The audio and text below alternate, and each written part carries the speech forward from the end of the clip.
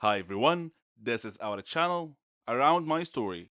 Please like, share and subscribe. Eu sou viciada em comida e sofro muito com isso. Preciso de ajuda, já tentei parar, mas eu falho toda vez. Hambúrguer. Quem consegue parar de comer hambúrguer? Especialmente com molho barbecue. Não me importo com esse tipo de vício, mas estou colocando os carros na frente dos bois. Sou Patrícia, 15 anos de idade, moro com meus pais e meu irmão. Eu levo uma vida pacata, sem interesses ou hobbies, exceto por comer demais. A comida é minha amiga leal, ela nunca me deixa. É minha parceira, minha alma gêmea, mas isso tem efeitos colaterais traiçoeiros. Um lado negro, se quer saber. Ele me impede de ter uma vida saudável, me rouba energia para brincar e me faz dormir excessivamente. Eu preferia estar em casa com um grande saco de batatas fritas do que me exercitar.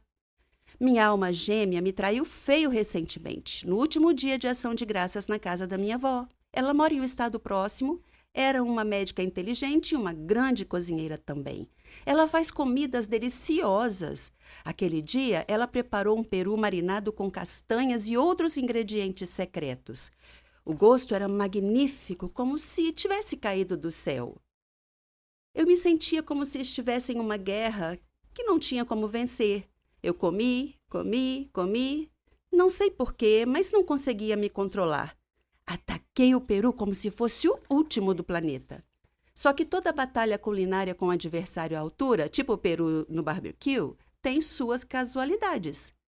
De repente, não conseguia respirar. Caí de joelhos e desmaiei. O peru venceu. Acordei mais tarde no hospital, ainda agarrada a um pedaço da perna do peru. O médico disse que eu estava ganhando muito peso e precisaria fazer uma dieta. Dieta! Como eu odeio essa palavra!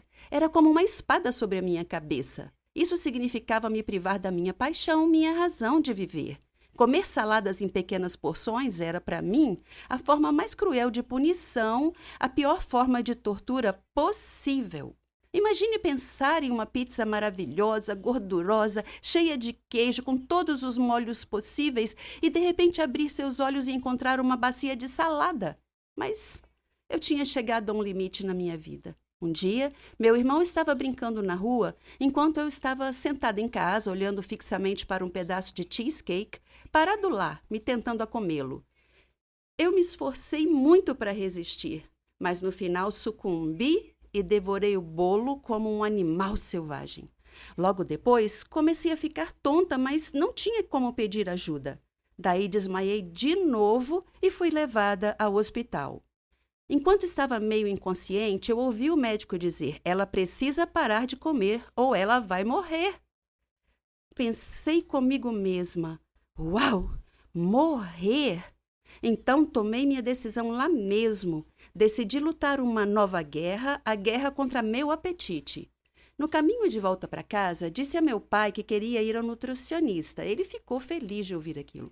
Mais tarde, na clínica, a médica nos recebeu e me disse como superar meu fetiche por comida. Ela me passou uma dieta com um cardápio cheio de comidas saudáveis.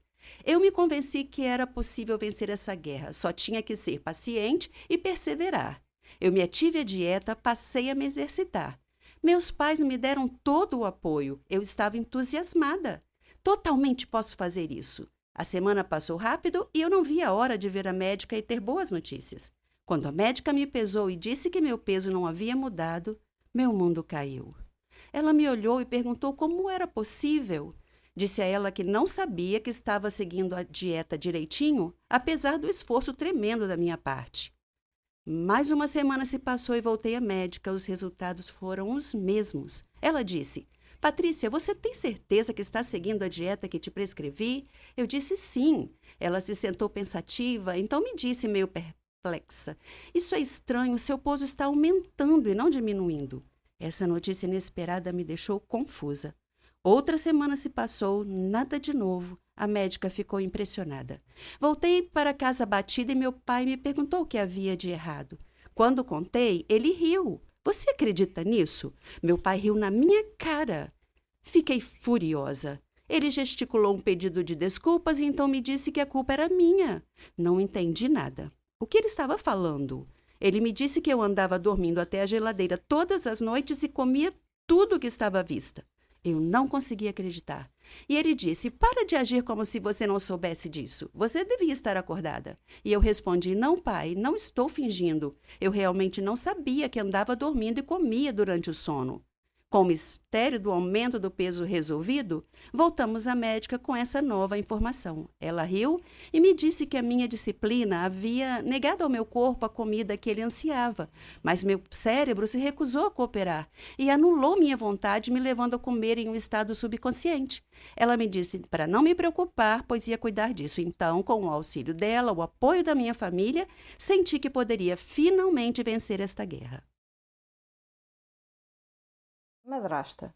Título intrigante, não é? Confesso, não esperava ser mãe tão jovem, mas muitas vezes as circunstâncias determinam o caminho que devemos seguir. A minha mãe foi a razão pela qual fiz esta escolha, mas, por favor, espera até ao fim. Espera até ouvir a minha história. O meu nome é Rita, tenho 17 anos e era feliz a viver com a minha família. Meu pai era médico, a minha mãe era dona de casa e eu tinha duas irmãs mais novas, Carla e Sara. E morávamos num bairro tranquilo e agradável. A nossa casa sempre foi repleta de alegria e risos. Meu pai era um ótimo pai e a minha mãe era uma mãe fantástica. Tínhamos uma vida estável, até que a minha mãe adoeceu de repente.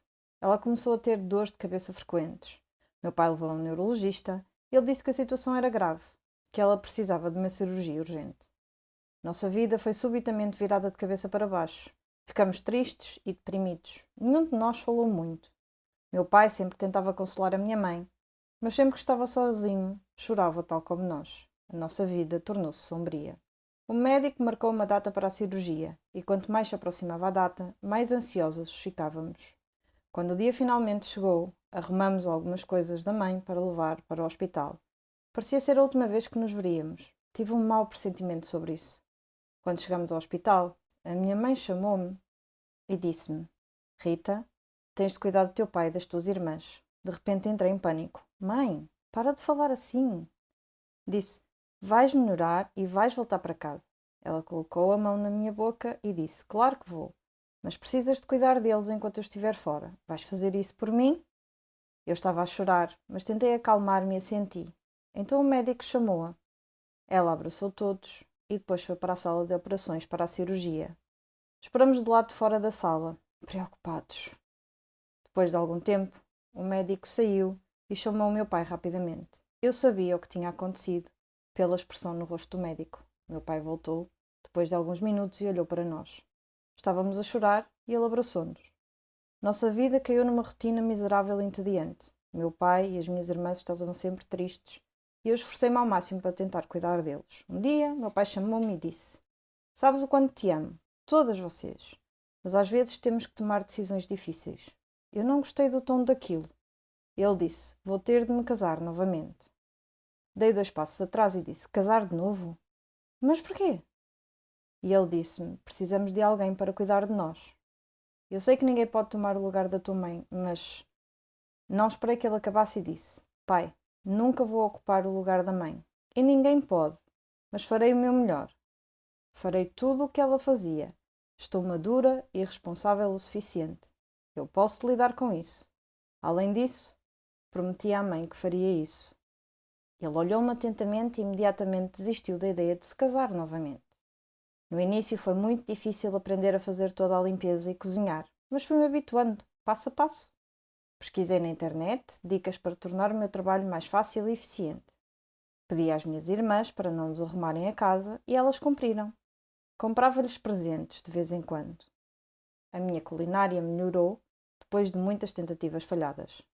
Sempre que ficava cansada e queria desistir, só me lembrava do rosto da minha mãe. Isso dava-me forças para continuar. 10 anos depois, ainda sou a mãe da casa. O meu pai ainda não se casou. As minhas irmãs cresceram e estão bem na escola. O nosso apartamento está sempre limpo e estamos felizes novamente. A estrada foi longa, mas fiz o que tinha de fazer. E filo bem.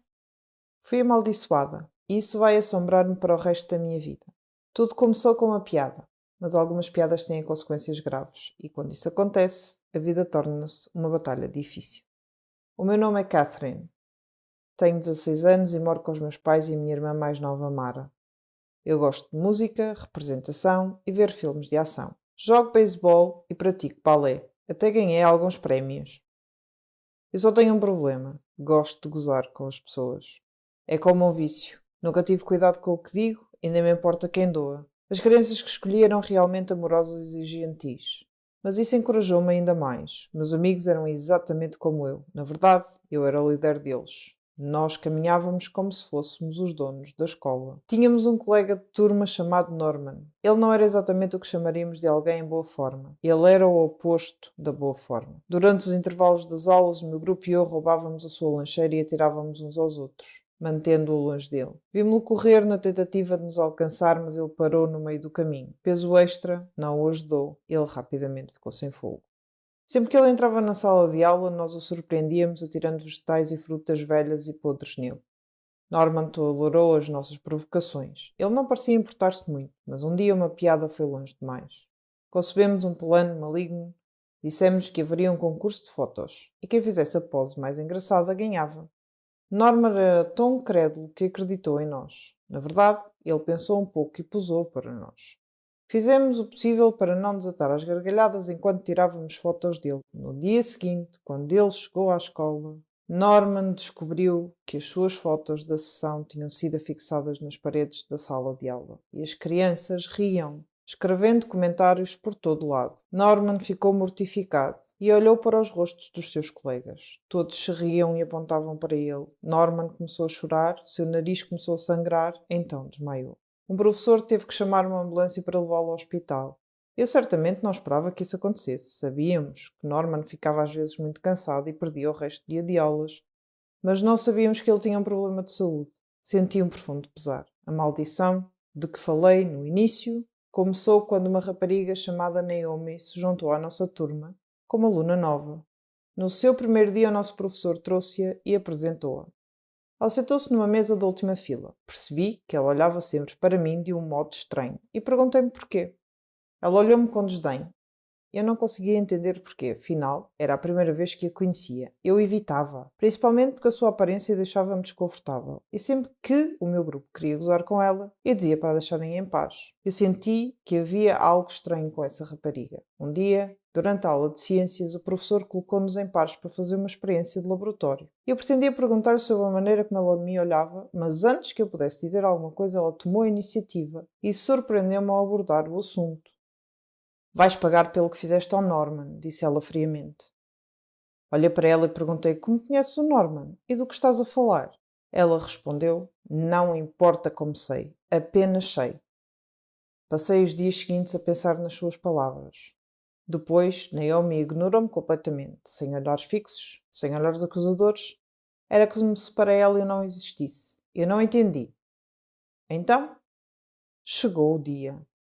Tivemos um jogo de basquetebol. Era a decisão do campeonato. Mas eu ainda estava ocupada a pensar nas palavras de Naomi. Durante o jogo eu olho para Naomi e apanhei a olhar para mim, o que me distraiu. Um dos jogadores da outra equipa de repente esbarrou em mim, derrubando-me e fazendo-me cair mal sobre um dos joelhos. A dor que eu sentia. Tive que abandonar o jogo para ser levado ao hospital. No hospital o médico disse que eu tinha uma ruptura de ligamentos no joelho e disse que eu precisaria de uma cirurgia e de muitos medicamentos.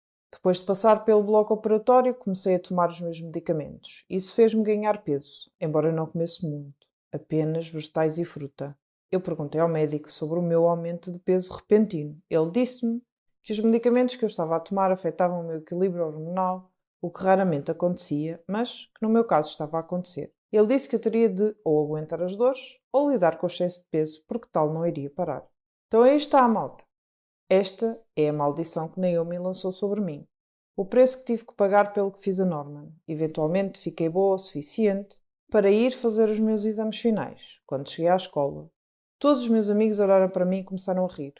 E eu agora era o seu alvo, a sua presa. Um deles disse, estás tão grande como um elefante. Retorqui, vou perder peso assim que parar de tomar os medicamentos. Mas ninguém ouvia. Agora estou a viver um pesadelo e gostaria de dizer a Norman que sinto muitíssimo por tudo o que lhe fiz.